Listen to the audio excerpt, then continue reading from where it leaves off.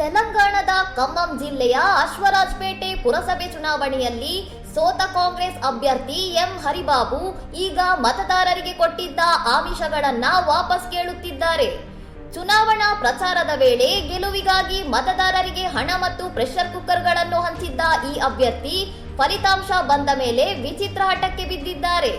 ತಾನು ಇಷ್ಟೆಲ್ಲ ಖರ್ಚು ಮಾಡಿದ್ರೂ ವೋಟ್ ಹಾಕಿ ಗೆಲ್ಲಿಸಿಲ್ಲ ಅನ್ನೋ ಕೋಪಕ್ಕೆ ಕೊಟ್ಟಿದ್ದ ಹಣ ಮತ್ತು ಕುಕ್ಕರ್ಗಳನ್ನ ವಾಪಸ್ ಮಾಡುವಂತೆ ಪೀಡಿಸುತ್ತಿದ್ದಾರೆ. ಅಭ್ಯರ್ಥಿಯ ಈ ಕಿರುಕುಳದಿಂದ ಬೇಸತ್ತ ಮತದಾರರು ರಸ್ತೆಯಲ್ಲೇ ಕುಕ್ಕರ್ಗಳನ್ನ ಸಾಲಾಗಿ ಜೋಡಿಸಿಟ್ಟು ಅಭ್ಯರ್ಥಿಯ ವಿರುದ್ಧವೇ ಪ್ರತಿಭಟನೆ ನಡೆಸಿದ್ದಾರೆ. ಸ್ಥಳಕ್ಕೆ ದೌಡಾಯಿಸಿದ ಪೊಲೀಸರು ಮತದಾರರನ್ನ ಸಮಾಧಾನಪಡಿಸಿದ್ದು, ಗೆಲುವಿಗಾಗಿ ಆಮಿಷ ಒಡ್ಡಿ ಈಗ ಜನರನ್ನ ಬೆದರಿಸ್ತಿರೋ ಈ ಅಭ್ಯರ್ಥಿಯ ನಡೆಗೆ ಈಗ ಎಲ್ಲೆಡೆ ಆಕ್ರೋಶ ವ್ಯಕ್ತವಾಗ್ತಿದೆ.